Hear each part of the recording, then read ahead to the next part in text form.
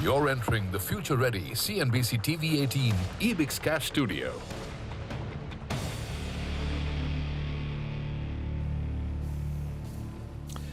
Hello and welcome to Bazaar Morning Call from the CNBC TV 18 EBIX Cash Studios. I'm Prashant Nair. With me, my colleagues Sonia Shenoy and Surabhi Upadhyay. Good morning, guys.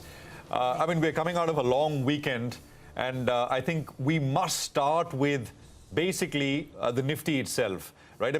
Because the market did fall last week. The Nifty fell almost 2%, 1.9 something, and now the index is about 4.5 odd percent down from over the last 21 days from the all-time high. The all-time high was 18,604.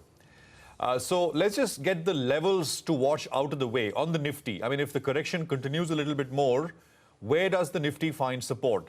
The recent low of 17,600 on the Nifty is back in play. That was made on the 29th of October. We are just about 150, 160 points away from that low as things stand right now.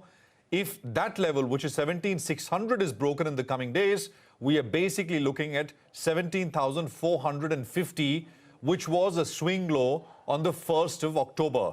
Now, if 17,450 goes, there's not very much distance between these levels, 300-400 points. But if that level goes, which is 17,450, we are looking at supports coming in at about 17,130, which is the 20-week average. So those are levels to watch in the Nifty. We'll see, how things go.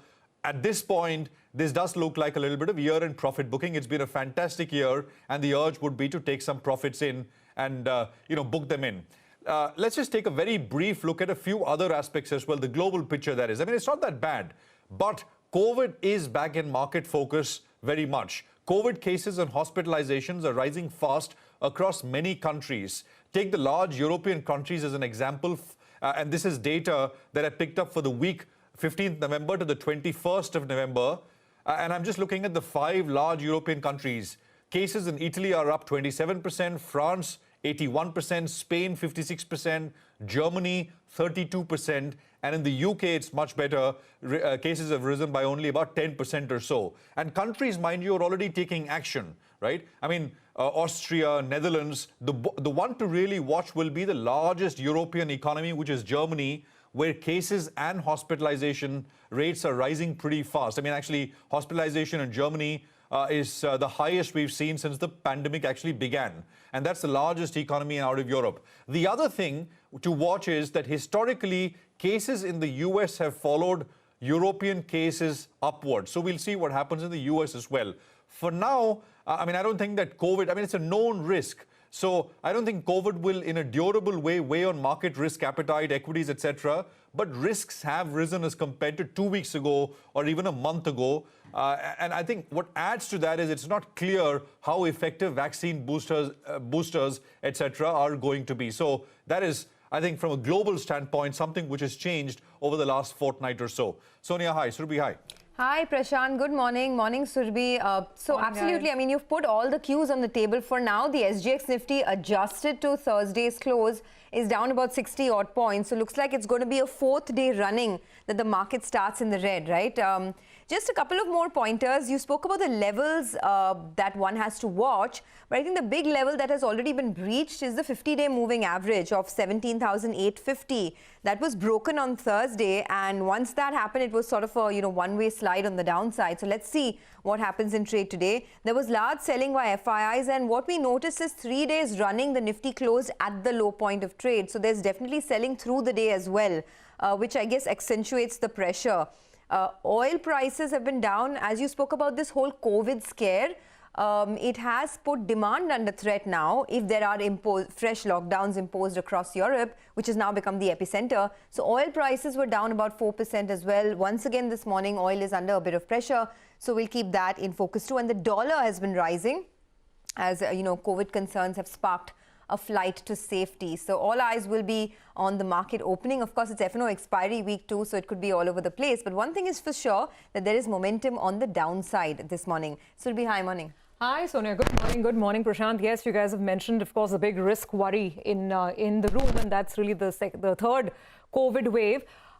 Just to talk about the dollar, just pull up the index once again because it's consistent above 96 thereabouts. Last I checked, yeah, 96.13.